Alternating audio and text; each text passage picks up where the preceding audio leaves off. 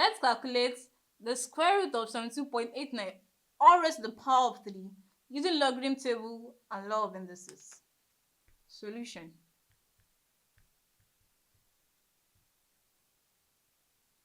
Let's rewrite the number given, 72.89 raised to the power of 3. Now we write this as 72.89 square root in indices means 1 over 2, then all raised to the power of 3. Then from here, since x raised to the power 1 over a equals the 8th root of x in indices. So also here we can multiply the powers. So here we'll be having 72.89 raised to the power of 1 over 2 times 3. Why? Because whenever we have x raised to the power a or raised to the power of b, it is equal to x raised to the power of a times b by the laws of indices. So here we have 72.89 raised to the power of 2 over 3. Now the next step here is to make this 72.89 as 10 raised to the power of a particular value, that is 10. To find the value where we have to raise 10 by to give 72.89, that means we have to look for the logarithm.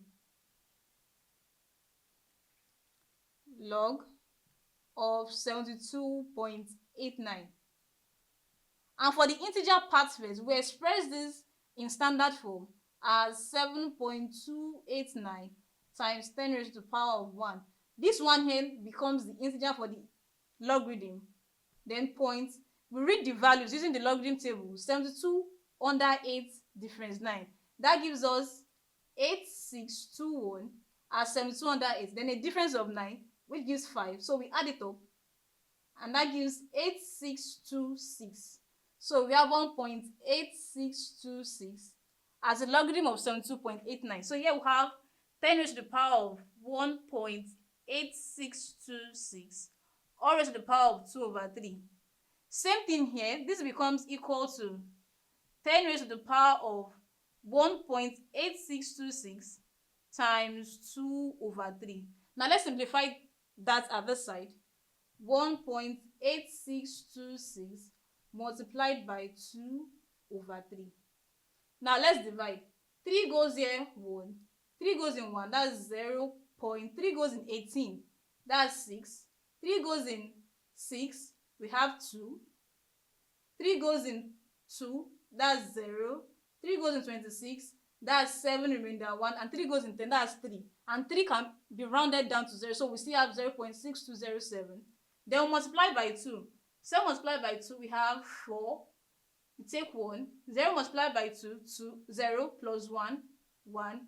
2 multiplied by 2, 4. 6 multiplied by 2, we have 12. 2, then 2 multiplied by 0, 0 plus the 1, we have 1.2414. So this becomes equal to 10 raised to the power of 1.2414, which is the same thing as the antilog of 1.2414.